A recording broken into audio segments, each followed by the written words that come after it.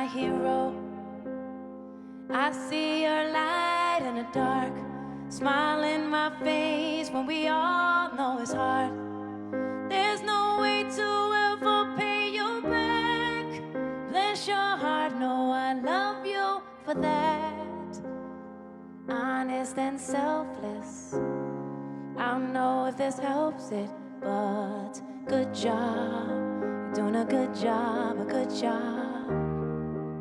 You're doing a good job, don't get too down. The world needs you now. Know that you matter, matter, matter, yeah. You're doing a good job, a good job. You're doing a good job, don't get too down. The world needs you now. Know that you matter, matter, matter, yeah. 6 in the morning, and soon as you walk through that door, everyone needs you again. The world's out of order. It's not as sound when you're not around. All day on your feet, harder. Keep that energy. I know when it feels like the end of the road, you don't let go. You just press forward. You're the engine that makes all things go. Always in disguise, my hero. I see your light in the dark. Smile in my face when we all know it's hard. There's no way to ever pay you back. Bless your heart, know I love you for that. Honest and selfless, I don't know if this helps it, but good job. You're doing a good job, a good job. You're doing a good job, don't get too down. The world needs you now. Know that you matter, matter, matter. Yeah, it's a good job. Doing a good job, a good job. You're doing a good job, don't get too down. The world needs you now. Know that you matter, matter, matter. The mothers, the fathers, the teachers that reach us, strangers and friends that show up in the end. From the bottom to the top, the listeners that hear us, this is for you. You make me fearless. Oh, don't get too down. The world needs you now. Know that you matter, matter, matter, yeah.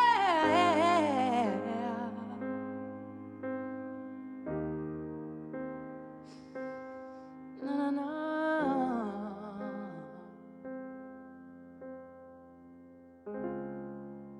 Welcome once again to the Radical Imagination. I'm your host, Jim Vrettos, and I'm a sociologist who's taught at Yeshiva University and John Jay College of Criminal Justice here in New York City. The life, hope, and health of billions of people around the world has been shattered. The coronavirus has put the world's economy in survival mode, with little hope for global economic rebound in 2020 or the foreseeable future. That's the simple, brutal reality. The way we respond to this human catastrophe will go far in determining the future of life on the planet. In the recent so-called stimulus package, most small businesses being rescued are landlords. They've received the most Small Business Administration loans, usually by going through the local political party machines. With the Republicans or Democrats, and when they talk about small business, they usually mean landlords, who are in fact the proxies for big real estate interests and the banks behind them. The bill pretends that by giving money to the banks to lend more money to get the country moving again, the economy will be rescued. Yet the exact opposite is true. A relatively small part of the $2 trillion surplus goes to citizens to spend, but ends up largely being paid through leases, taxes, rents, interest, mortgages, loans to the banks and landlords. You think the virus hit you hard? Wait till they hit you with the financial bill. The bailout enables the financial sector to extract so much money from the economy and drive so many small businesses under. Big vulture capital and private equity firms can and will be able to pick them up at ridiculously low prices. It's an enormous giveaway for real estate and gives these interests and corporate lobbyists a wish they've been waiting years for. And they have it. They have their crisis opportunity, an excuse to not only be bailed out as if they're losing money, but to evict their tenants, throwing more and more workers out of work and further injuring the economy. Today in the Radical Imagination, I'm really honored and blessed to have two political activists and organizers who understand the survival reality that small businesses, workers, the poor, and tenants are facing. Steve Null is a longtime community activist for the Small Business Congress. He's been intimately involved in their decades-long fight to establish the Small Business Job Survival Act in New York. Anthony Miranda is a candidate for Queens Borough President and is running on the strongest progressive platform in the race. His platform includes Medicare for all, a homes guarantee, abolishing ICE, putting a moratorium on development projects, and making massive investment for our infrastructure. He's a retired, decorated NYPD police sergeant of over 20 years, founder and president of the National Latino Officers Association, prominently portrayed in 4 documentaries, including the award-winning Crime Plus Punishment, and has been endorsed by, among many others, the Small Business Congress.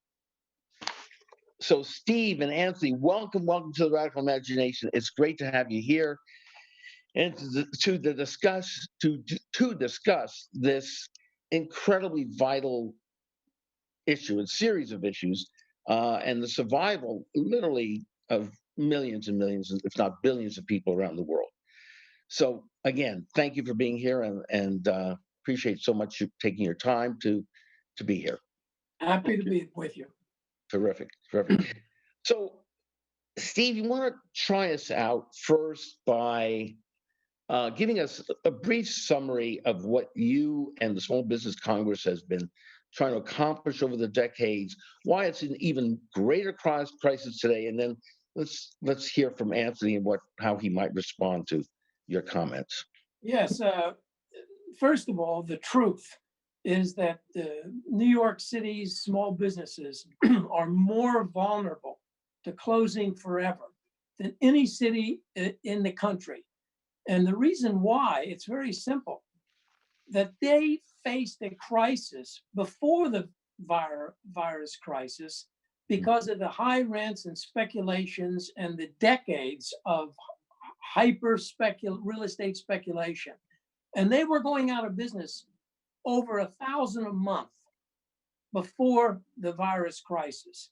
And that's why we wrote our legislation, the Small Business Survival Act, to give them rights when their leases expired to negotiate 10-year leases and to negotiate reasonable rent terms and to remain in business. Because without this bill, they were going out, every business, regardless of how long you were there, was going to be in jeopardy of closing because of the high rents.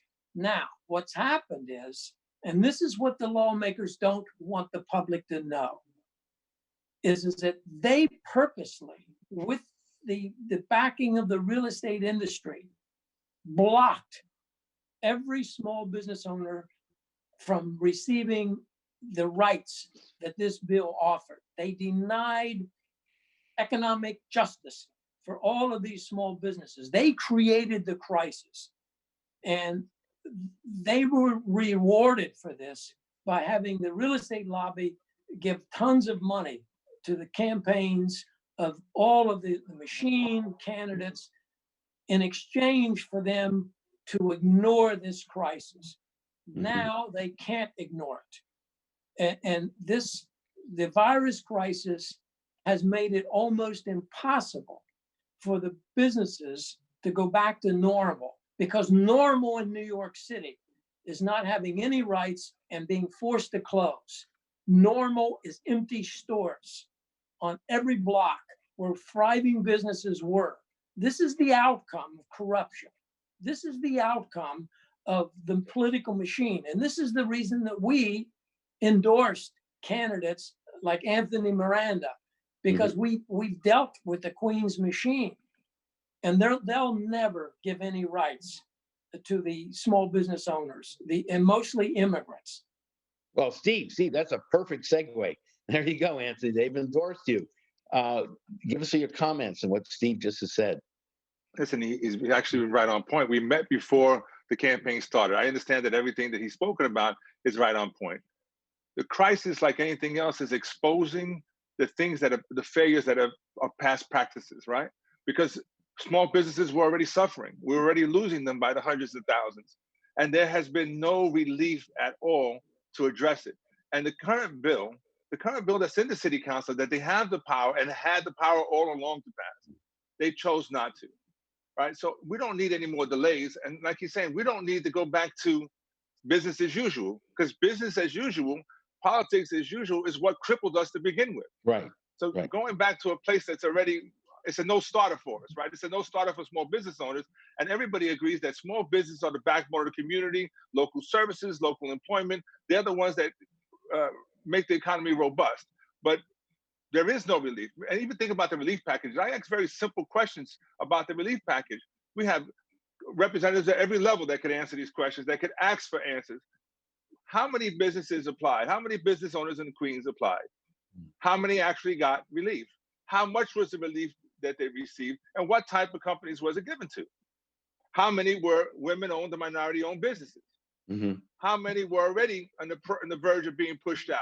So again, simple answers. We're not asking complicated information. If they're giving out these loans, and then it gave the banks the ability to choose which businesses qualify or get these loans, why would the banks be the people? And you had to have a prior relationship. So when we start talking about minority-owned business and women-owned business, generally they don't have the developed long-term relationships with the banking institutions when they're the ones who are now deciding who gets the money. Great point. Steve. Let me comment on something that he said. Sure. The loan programs and have been around for a while. There's been initiatives to help small business, and the bottom line is that they've all failed for a very good reason. Is that the small businesses must have longer term leases. They must have the ability to negotiate reasonable costs, reasonable rents, and that's been denied them. Now, the only way that our small businesses will be able to bounce back and survive and hire people and get back to normal is that they have to have 10-year leases.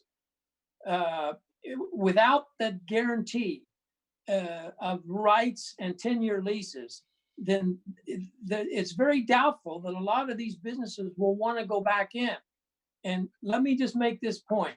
Sure. In the process of our government encouraging real estate speculation from all over the world, opening the doors for real estate speculation, come to New York City, come to Queens, come to Bronx and invest here because we will maximize your profit. We will make the perfect environment for real estate speculation. In the process of doing that, they took away the opportunity for small businesses to thrive, to grow. And they put these people on month-to-month leases, one-year leases, in order to make their property available for the speculators. They punished the capitalists, mostly the immigrants. And this is the problem, that now along came a crisis on top of a crisis. And here are these businesses with short-term leases, which makes the loans ridiculous. You can't use them. They don't qualify for loans. Right. Who's going to take out a loan if you only have a year left on your lease? Who's going to take out a loan, or even 2 years? There is no option. Let's make clear about this step. There is no option. And let's say, think about the things that we're asking. They are not unreasonable. We're not asking for something extraordinary. These are basic support mechanisms that would help them thrive. So again, so when we're looking at what we're asking for, people can say, wow, that's too much. It's not nearly enough to solve the problem, right? But it is a starting point. It is a starting point to creating balance and creating equity and giving the opportunity for growth. So it's not, again, we're not asking for things that are unreasonable. Mhm. It just makes sense. It just makes sense. Economic Well, justice. And yet, Steve, you've been working on this for what, 3 decades, trying to get this? yeah. So you've had a long history working with the machines of both parties, right? Well, here's the problem that we've had is that Yeah. the real estate lobby has gotten stronger and stronger and stronger because they've made a pact with the machines, the local machines, and they literally control the city council. And so it was easy for them to block it, even with the face of in the face of empty stores. I mean, we held a hearing in 2009 with David Yatsky, and he's told everybody there is no option. We have to stop the closing of the businesses, first and foremost. And we had 32 sponsors of this bill. And the Survival Act was chosen as the only solution to stop the closing. You had to give the business owners rights. The real estate stepped in and they stopped it. They started rigging. That rigging has continued to this very day with Speaker Johnson. But one of the biggest components of the rigging is the Queens machine. Mm. Now, this is another reason that we endorsed Anthony, is because the Queens machine is more behind stopping the economic justice for the immigrant small business owners than any other machine in New York City. Yeah, and it's been highly and it's been highly documented already about how many of these candidates are running for Queens Borough President who are taking that money, who have taken the money in the past and continue to take the money from these real estate developers. In fact, we had one forum for business owners, right, for real estate people. And when I said I don't take money from big developers, and I think Donovan Richards actually said at the debate, well, whoever don't want to give him money, if Anthony won't take your money, I'll take your money. And Wow. the newspapers have already documented Donovan Richards, Costa Constantinides, and Liz Crowley as all taking that money. So they're already compromised. Their interest doesn't lie in how to help the community and small business owners. Their interest lies in the people who are funding them and giving them that money, and a huge amounts of money to support their campaigns. And that's who they're going to continue to side for. And that's why we need a change. Again, imagine that he's been having this since 2009, having hearings about the same issue. It hasn't changed. It's gotten worse, and there's still no relief. So again, what we've been asking for, and saying the Queens Borough President has the ability to mobilize and use the pulpit and use the voice and mobilize all the elected officials and say, it is time. It is long overdue. And in the midst of the crisis that we're coming out of, and the crisis that we're going to face going forward, if we don't support the small business owners right now, immediately, not through these loan programs that obviously are not controlled and are not getting to the people who need it the most, Right. But there has to be some real change and real support. And that bill goes a long way to getting that done. Let me just add something to that. I'm glad you brought that up.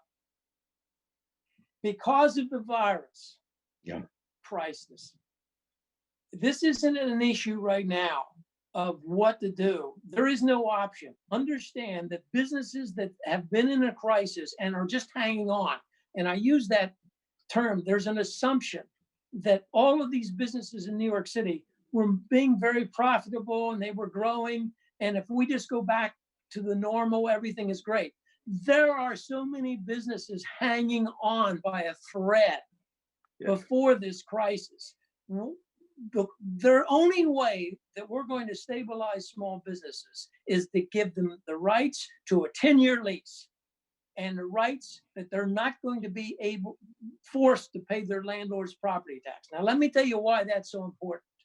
When you have a decline in the revenue from these empty stores, that has to be made up by the budget. That has to be made up. And you know who's going to make it up? The people that are still in business are going to pay more of the landlord's property tax. Instead of paying 5% of the increase, they're going to pay 25%. In the future, if they don't pass our bill, in the future, the number one reason for small businesses to close and to lay off workers will be the increase of the landlord's property tax. That's going to be the factor. And that has to be addressed now. So there is no option. As a matter of fact, when legislators start talking about, oh, we need to do this program and that program, they're dodging the fact of the crisis that they created, that they ignored, that they were complicit to the rigging. They don't want to talk about their role in putting these businesses in a crisis for 10 years.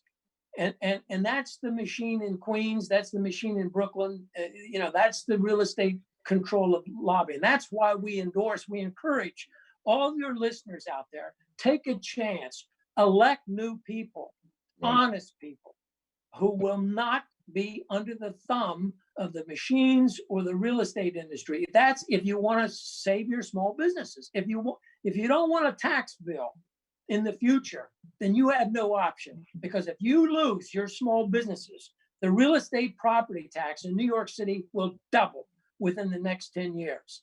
So you have an option. You either elect people right now to take back the government from the real estate lobby, or be prepared to lose your small businesses, lose the jobs, and pay a fortune in the property taxes. That's the option. So, Anthony, this seems so clear. How do you get this message out? I mean, it seems to be no question that if this message was heard by most of you would-be voters, you'd win in a landslide. I mean, this is so obvious. So how do you get that message out? Well, it's about getting on programs like yours, about people reaching out. It is this process right now that they're going through is going to disenfranchise millions of voters right now. There's so much confusion about the process. So we have to be vigilant about telling people, now the primary, they're holding a Democratic primary. It'll be June 23rd, 10 days early voting. They're also saying that they're going to allow people to vote from home. But you have to ask for the ballot. Even the governor kind of went backwards to words, right? Because first they said they were going to mail ballots to everybody at home. Right. Then they changed it. Yeah. Now they're going to mail them the application at home. Wow. Right? So they're going to create a duplicate process that's just going to be more confusing. And then they're not going to change the regulations, because, a lot of absentee ballots were eliminated in prior elections. Why? Because they failed something simple. You sign the application, you put it in an envelope, you think that's good enough. But it's something simple as simply signing the back of the envelope you're mailing. You also have to sign the outside. So some people didn't do that. And so for technical reasons, they were eliminating people's votes. So what we're saying is, if we're going to go through this process and kind of open the doors again and make it fair for everyone, then let's eliminate the nonsense, the old technical issues by which we eliminate people's ability to vote, and let's increase voter participation. Currently in Queens, it's like at 3%. So if you're going to engage in a process that's going to cause less than 3% to come out and vote, then you're doing us an injustice. You should be engaging in a process to say, how do we get to 90% of all of our communities voting to have their voices heard? Politics, as usual, has put us in the hole. The coronavirus has exposed all the inequities that have gone on before, that they have allowed to happen in all of our communities, from the housing crisis to the small business to the employment, everything that you see, to the lack of support for our hospital structure right now, the healthcare system. These things have already been in crisis mode prior to the coronavirus. The discrepancy in how we receive those services and how we make it non-discriminatory, that every community is treated fairly, everybody has equal access. These things have already happened and been existing for quite some time. So now we're talking about, we need to have change. We need to have somebody who's going to be at the leadership role and take control of this thing and allow that there's a fairness and equity to all of our communities.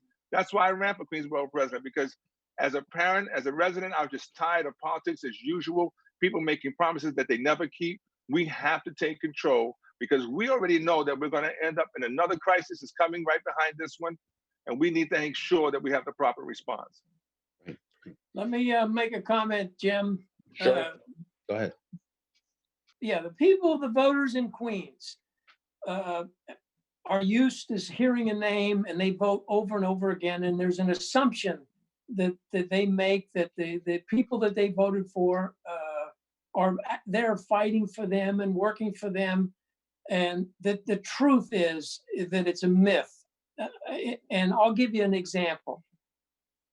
In 2017, Queens led the city of New York in commercial evictions for the first time in its history, up 90%.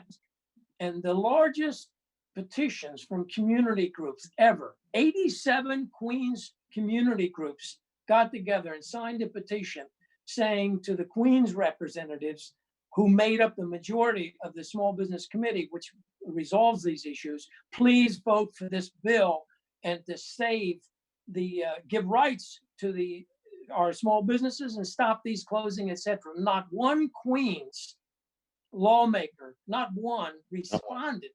Now, if I told you today the crisis of the small businesses and the empty stores, if I told you that Queens has no member on the Small Business Committee, you would say that's not possible.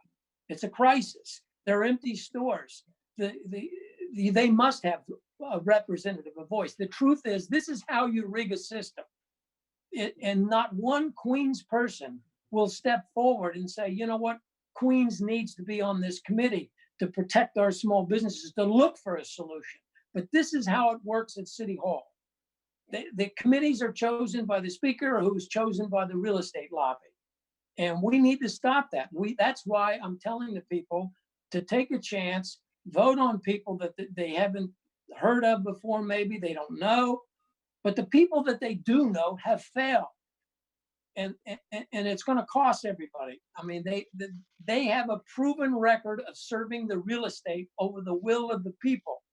And these empty stores and the crisis that our small business are an example of that. They're proof of that.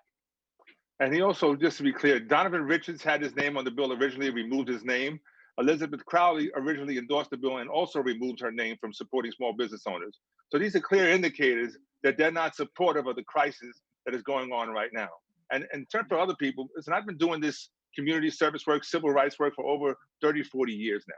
All right, so I'm very well known in the circle of helping out people and doing the right thing. I'm a first responder. I have the experience necessary to know what it takes to help people in a crisis. I'm on the ground firsthand. I've also been an organizer and an advocate for so many years. And I've been a leader, not only just here in the city, but internationally. So I'm bringing all that expertise and all that experience that we've had, and I bring it to the Queens Borough President office as an organizer of people and moving an agenda forward. We cannot afford to wait any longer, and we cannot be passive in moving forward. And Anthony, tell us a little about your the criminal justice background, because that's, of course, where we first met, talking about crime plus punishment, and as your leadership role there in organizing police officers who took a stand, unbelievably courageous stand against the illegal ticketing and summonsing that they were put under, the quota system that they were put under. So you've had a track record of that, and speaking out truth to justice. Just tell us a little about your own criminal justice. You're also an advocate of what, closing down Rikers too? What's your position on that and some of the absolutely criminal justice issues? Criminal justice reform is not just about closing Rikers Island, right? Criminal justice reform, that's why I said they caused us to focus on isolated things. How did we get to the point that we were putting people into that system because they couldn't afford bail? How are we now trying to rescind bail requirements because we don't trust the judges that have been making the decisions, right? The judges have historically been documented as incarcerating more people of color, right? So people's response was, okay, so we eliminate bail so judges don't have those options.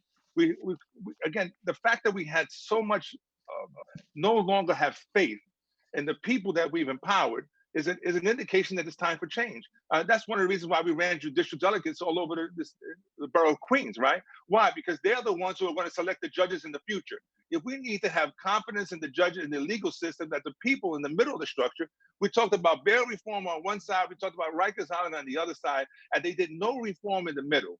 They didn't reform the court system so that they move faster and hold these cases more faster, right? So people don't end up in Rikers Island, right? The defense attorney adjourns the case 3 times. The corporation counsel adjourns it 3 times. The judge adjourns it as many times as he needs. And by the time they all have all their adjournments, then we have somebody in Rikers Island that has been there for more than a year and hasn't been convicted of anything, right? But we've taken away their rights. So again, we chose to address the 2 ends of the problem and not put any reform in the middle. Why? Because we didn't have any confidence. The people and even the elected officials had no confidence in the middle of the system, that they chose to attack the ends, the results, but not how we get to those points. Or again, to listen to the community and what they were speaking about. So all of this is so tied in to also what Steve is talking about here, which you're both talking about in terms of small businesses. I just want to briefly, I got this in an email today, rent strike that's being called for now, the largest coordinated rent strike in nearly a century to begin on May 1st. At least 400 families who live in buildings, each containing over 1,500 rent units, are coordinating building-wide rent strikes, according to Say Weaver, campaign coordinator for Housing Justice for All, a New York-based coalition of tenants and housing activists.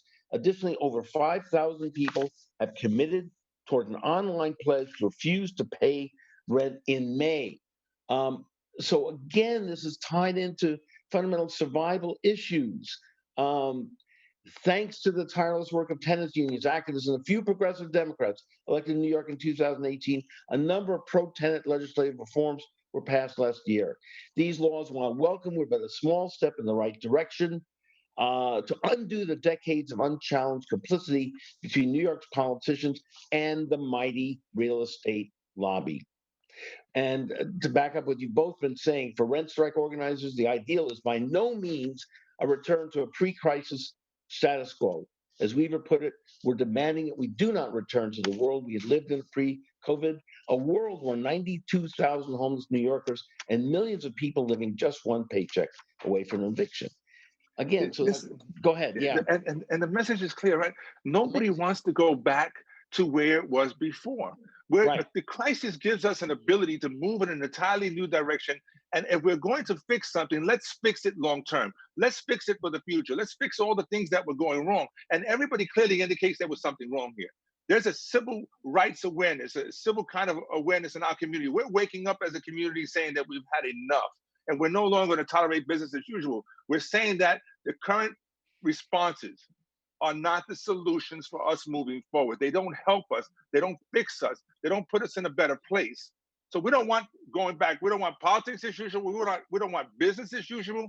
Let's say we've identified all these problems. The people have clearly stated they've identified all these problems, and they're saying, please, they're asking for help, but they're also saying they're not going to allow politicians or political pundits to just to do the normal business. We're going to stand up and they're going to be awake. So rent strike, absolutely. Think about all the unemployed people that we have currently. And at the end of this crisis, the homeowners who have mortgages and the people with the rent, they're just saying, guess what? At the end of the 3 months, you got to pay it all back in full. It made no common sense. If you weren't working all along, you're still not to find out whether you have a job after the crisis comes in, right? It's not going to roll out all at once. We're all not going to get to 100% where we were, right? You have to work to earn the money. But then the bill and all the relief efforts say at the end of the crisis, when they call it the crisis is over, they're going to make tenants pay 3 months rent. They're going to make homeowners pay 3 months worth of mortgage.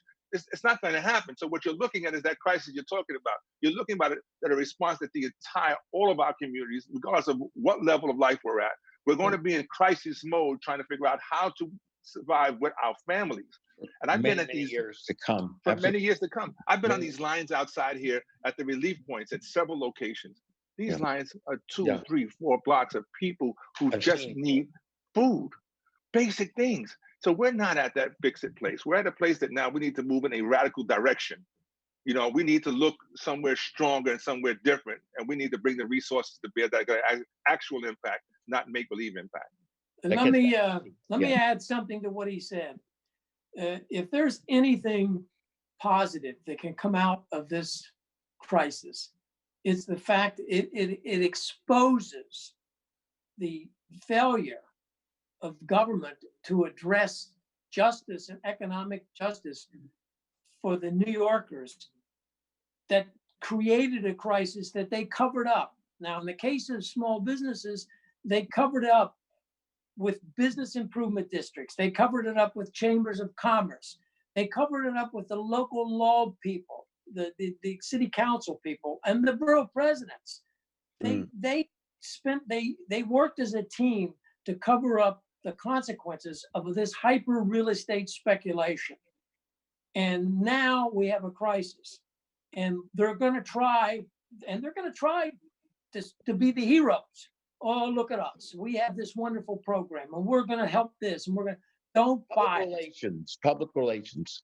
Yeah, don't buy it.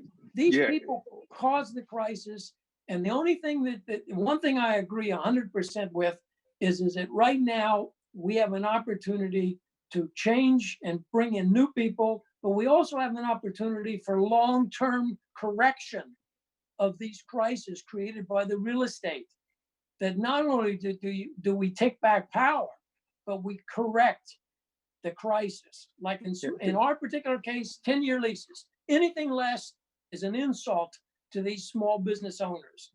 10-year leases, no taxes.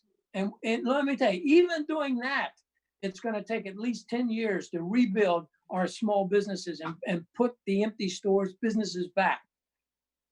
And I want to say this. Let me just.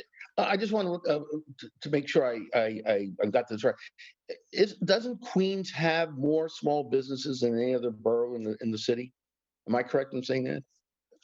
They have more immigrant small Immigrant. business. They have more immigrant small businesses. Okay. I think I would say that Brooklyn probably has the most because of its size, but Queens is a small business borough. Yeah, okay. All the Bronx is a small business borough, but Brooklyn is a small business borough. But the real estate have put the focus on big business, the Economic Development Corporation, the SBS. Everything is big business, big real estate.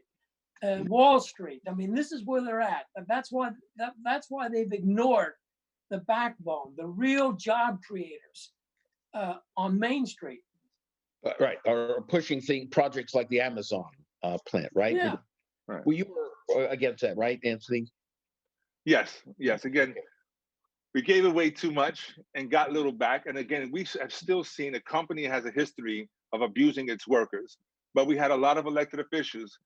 Tuesday they were on, Wednesday they were off, Tuesday was on. When it was popular, they were on. When it was unpopular, then they changed their minds again. We don't need people who are flip-flop in their decisions. We need people who are going to be clear about what's best for our community. You know, I wanted to say this. After 9/11, we missed an opportunity, right? Immediately after 9/11, our world came together. Our community here in New York, we came together. We were all the same. We were so close. Discrimination was not an issue. You understand the closest, the depths that we reached to be able to help each other. But then months after, 6 months later, time passed, and then we went back to business as usual, and we lost holding on to something that was so special. Now we're facing another crisis where people had an empathy for us too at that point. They were reaching out to America and to New York specifically about what had happened. Yeah. And now we have the corona crisis. It gives an opportunity where our communities are now supporting each other, building close together. Not about discrimination. Unfortunately, the services have been discriminatory, but there's an opportunity here. There's an opportunity to fix long-term discrimination issues. There's an opportunity to change how we work as a community collectively. And we're one of the most diverse boroughs out there is Queens, right? So how do we embrace all the different cultures that we have and build moving forward? We will lose an opportunity again if we go back to politics as usual and we continue to disenfranchise people, entire communities, for no other reason other than they look different or their religious belief is different than us. Whatever the excuses are, we are human beings. And the response here now for change has to be holistic, where we start protecting everybody and we bring everybody together. And we have an opportunity that we cannot afford to lose it at this time. Jim, I want to make a quick point. You mentioned about Queens. Yes. They have more immigrant small businesses than anywhere else. And in no city in the world would landlords be allowed to go in and extort the life savings, demand the life savings out of the immigrants, and the lawmakers, the so-called progressive lawmakers, allow it to happen. And they know it's happening. There was a study, 1/3 of Hispanic businesses were extorted. And these people did nothing. Steve, no city in the world. Steve, spell that out very specifically for our audience. Tell them what you've seen, what you know about. How does this go about? Well, here's how it goes about. Because our system, commercial lease, when your lease expires in New York City, you have no rights, none. The landlord can send you a notice. You have 30 days to get out. The landlord can do whatever he wants. Now, with all this speculation going on, it opened the doors for unscrupulous landlords and their agents to go to these immigrant businesses when their leases were up and say, I want cash. Today, I think the going price I was told was $50,000. I want 50,000 in a bag cash, or I'm going to throw you out. Now, this is a serious thing. This has grown, and some of the businesses like bodegos and some of them, it's 80% are extorted, but they target immigrants. The second thing they do is that they've lowered the length of the lease, in some cases month to month or 1 year. And the reason they've done that is so that if a big bank comes along or a chain comes along, they can just get rid of the people 1, 2, 3. But in the process of a month to month or 1 year, they've killed the dream and future for these immigrant owners, and they've stopped any hiring or growth or anything. They've literally turned these people into indentured servitude to their landlords because of this greed. Now, this so-called progressive machine and progressive candidates, they know this, and they refuse to do anything about it. So I'm going to make a statement that people will say that can't be possible. But New York City government, the corrupt democratic machine, is the most anti-immigrant of any government in America. And you have no more to see how they prove this than to see how they treat the backbone of every immigrant community. The pathway for social mobility has always been the jobs through small businesses. And they don't care if these guys steal from these people, turn them into slaves, destroy them. They don't care. And that's a fact. And it's going on today. And our bill will change that. And that's the progressives. Yeah. That's the so-called progressives, the fake progressives. And Steve, I want you to also talk about the fact that there's no control in how they can double and triple the rent from month to month. So there is no limits in which they can charge somebody to increase their rents. Is that accurate? That's why we had tried to pass the bill. The bill was supposed to be able to cure these things. So they can randomly just increase your rent. If you're going month to month or after the end of the year, everybody else has some type of boundaries. You can increase by so much, what's reasonable. But in this particular case, in the industry of small businesses, there is no regulation that says, they can go from 0 to 100, right? There's no boundaries there. Yeah, we're not talking about any commercial rent control, right? No, right. And I guess that's the balance. That's where it says that's how people survive, right? When you know your monthly bill is something, you get to plan ahead. We all survive that way because we plan ahead. But imagine that somebody comes to you next month and says, guess what? Whatever you're paying is double, 30%, 50%, 70% increase. There's no control in that mechanism. There's no protection. So when we're talking about, it was just common sense protections for small businesses to be able to survive long term and to be able to continue to provide for the communities that they're in. We can't afford to have these empty spaces, and these big billionaire companies that come in, these change companies that come in, they do not provide the same level of support with the communities that they're currently in. So we need the small business owners. We need them to stay where they are, and we need them to stay long term. Well, the point that I made in the beginning about the government saying let's return to normal, let's get things back to normal, is the fact that the majority of our small businesses will not survive normal in New York City, going from one crisis to another, and until they have the rights. Stop and think for a second. Suppose you had a year left on your lease. Are you going to go back in knowing that your landlord is probably going to double your rent or throw you out? There is going to be so many businesses that it's not worth it. They were just hanging on to begin with. So Steve, what was the figure you gave us before in terms of closures, small business closures per month? Okay, there's a court. There's a landlord and tenant court. Okay. And here's the figure. And this is a figure that they don't want you to know. The small business service centers will never mention it. And this is the evictions, commercial evictions, warrants where the judge orders warrants to evict. And if you walk by some store and there's a little marshal's tag on there, that's what it is. It averages $490 a month for 10 years. Now, what does that mean? Most businesses don't fight in court because they have short leases and it's very expensive to fight in court, and they're not going to win. So if they're evicting for $500 a month, that means over 1,000 or 1,500 a month are closing every month for 10 And years. all the workers working there too are being lost too. So Well, you of multiply course that they're by- being lost. I'm Let understand something. Yeah. If small businesses face a crisis, absolutely, their workers face a crisis. absolutely. So you multiply that by who knows what. No, we estimate 8,000 jobs a month are lost in New York City through closing small businesses. Now let's put this in perspective.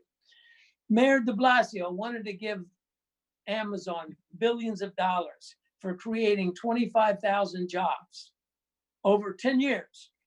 During 3 months, Yeah. New York City small businesses will lose more than Amazon would create in 10 years. In 10 years. Wow. I mean, this is, but Yeah. but again, you're not going to know this. The voters aren't going to know this because they have chambers who have made fortunes, bids, which are property owners. These are landlords who have made fortunes off of the increases. They're all there. The SBS, their local law person, they're all there for one purpose: to serve the real estate.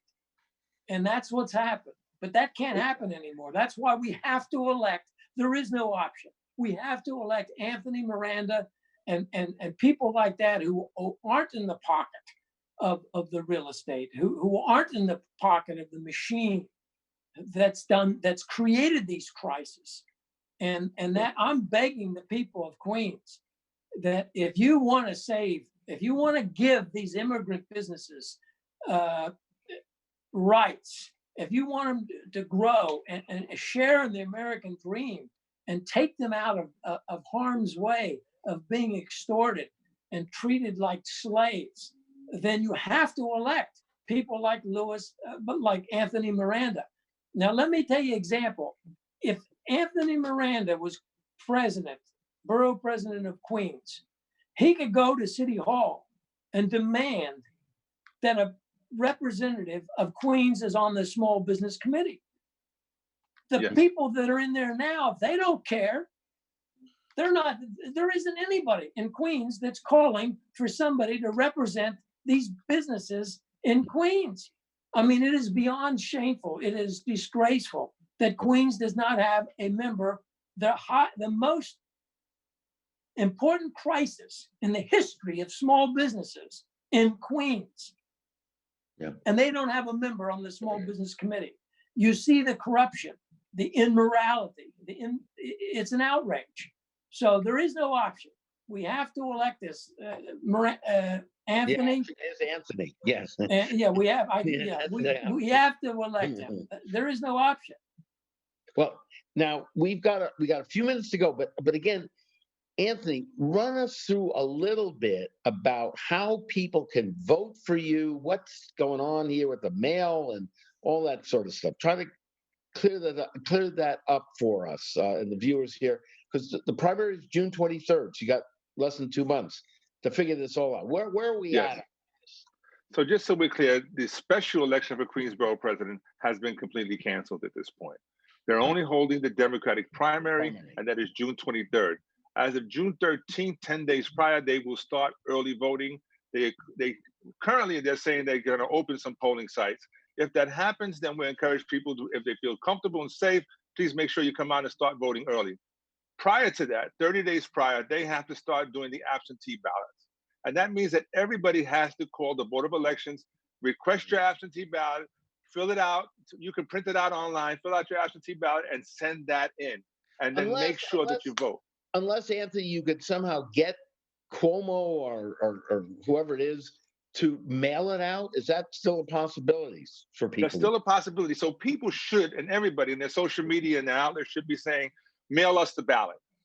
Mail the ballot directly to all registered voters now. We don't need to fill out an application. They already know that they're registered voters. They know their addresses. They have the information.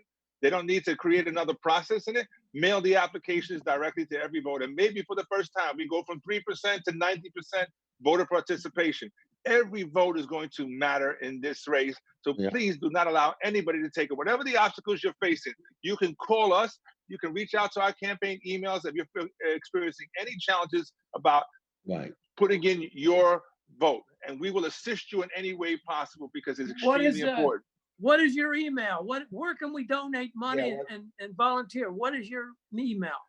We can go to www.mirandaforqueens.com. On that site, we have all the buttons for volunteering, for making donations, joining our team. We're doing phone banking efforts. We are currently involved in different community outreaches as well, providing food to families and safety masks where necessary. They can also call us at 718-564-3553. Again, that's 718-564-3553. And the website is www.miranda4queens.com.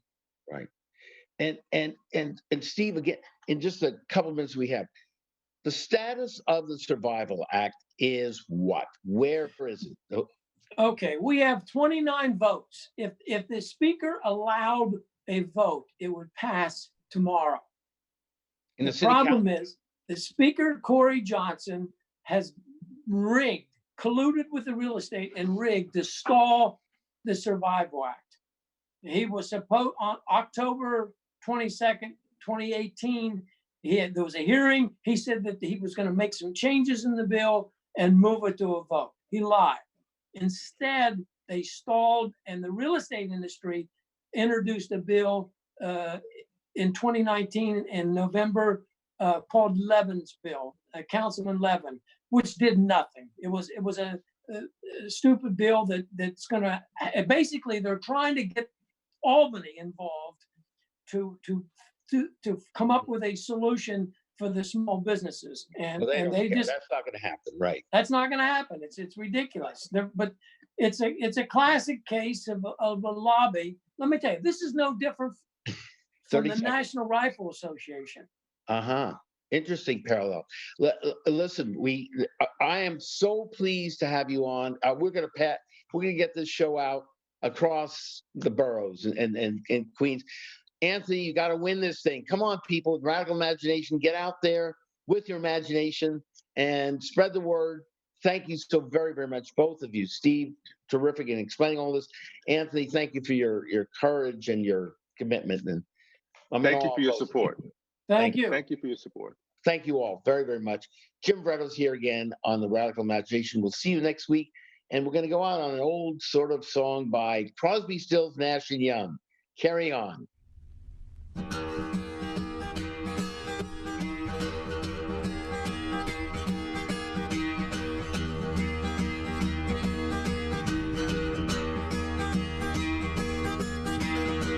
One morning I woke up and I knew it was wrong. A new day, a new way, and new eyes to see the dawn. Go your way, I'll go mine, carry on.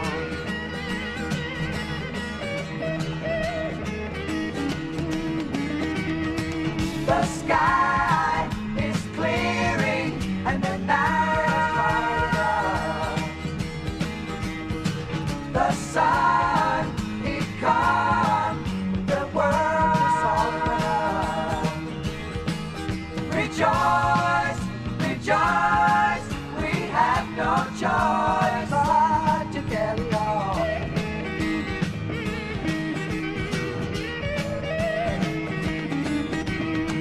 The fortunes of fables are able